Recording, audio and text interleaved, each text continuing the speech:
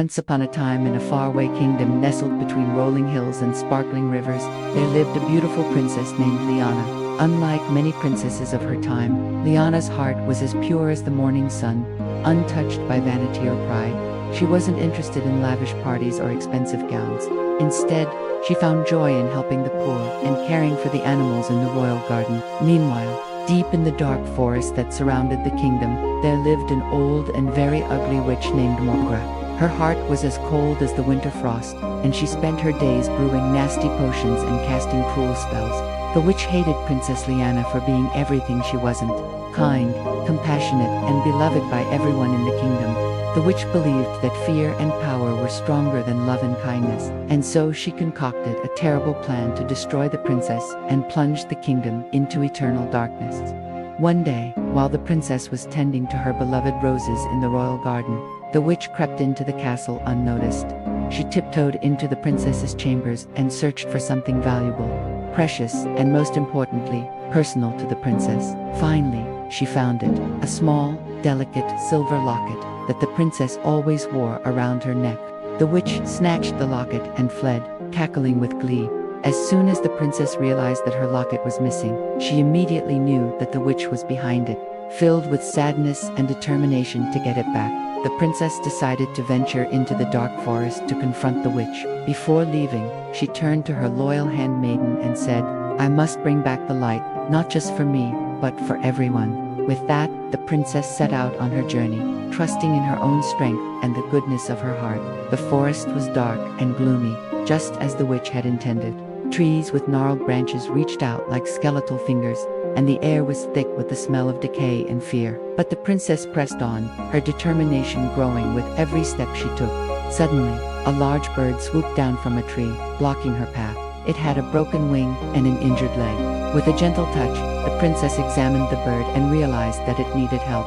Ignoring the pain in her own heart caused by the missing locket, she took care of the bird, soothing its wounds and comforting it with her warm voice. As she did, the princess felt a surge of hope and strength. She knew that the witch had stolen not just her locket, but the joy and happiness of her people, and she wouldn't let that stand. After nursing the bird back to health, the princess continued on her way, deeper into the forest. The trees grew thicker and the shadows darker. Just when she thought she couldn't go on, she heard a soft cry. Following the sound, she came across a small clearing where a beautiful deer was trapped inside a hunter's net. Without hesitation, the princess rushed to the deer's aid and carefully started untangling it.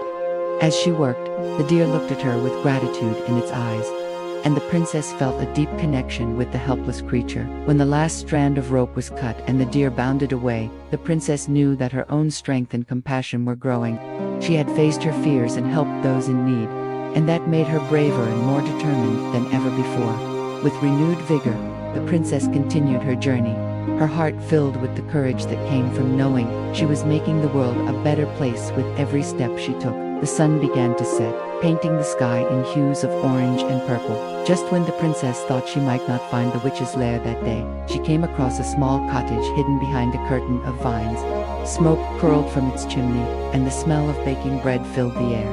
Feeling exhausted and hungry, the princess knocked on the door. A moment later, it opened, revealing a kind-faced woman who smiled warmly at the princess.